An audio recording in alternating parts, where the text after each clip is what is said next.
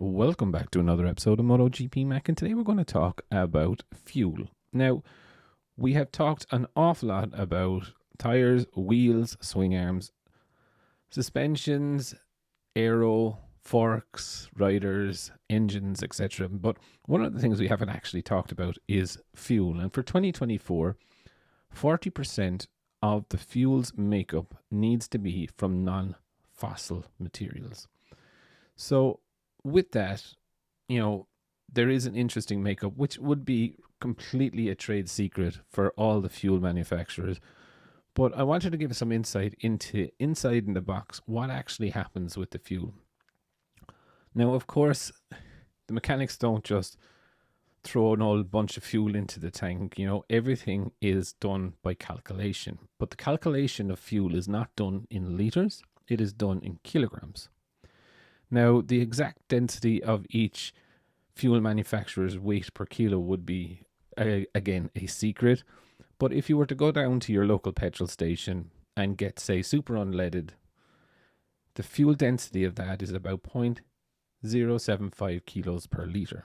Again, depend what country you're in, as temperature can cause a variance in this weight. But for a full Grand Prix distance, the majority of bikes need in and around 16.5 kilos of fuel. For a sprint race, this would be about 10.5 kilos. So it is very interesting to see that the bike is being told what weight of fuel is on board.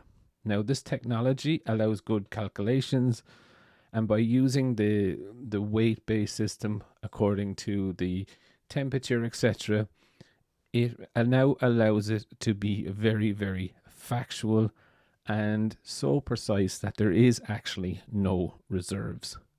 Long gone are the days that a mechanic adds an all extra big sip of fuel before the race starts to make sure that the bike will finish. Those days are long gone.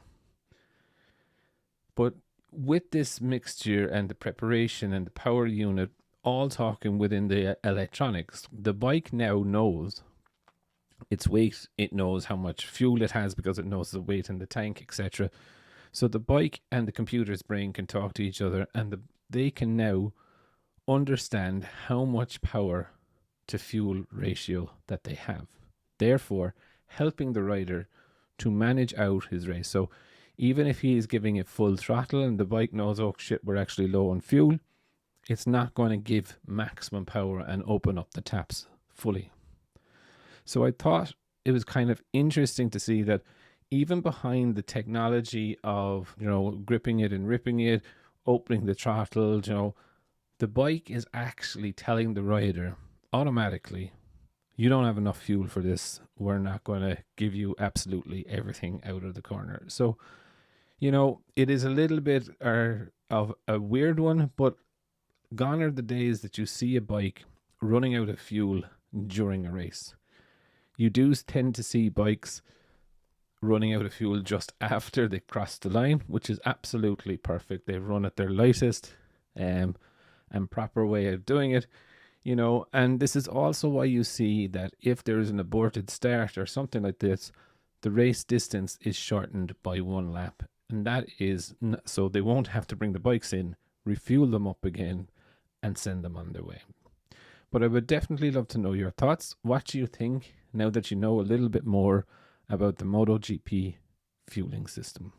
Definitely leave your thoughts in the comments below, and I'll be back again tomorrow with another video.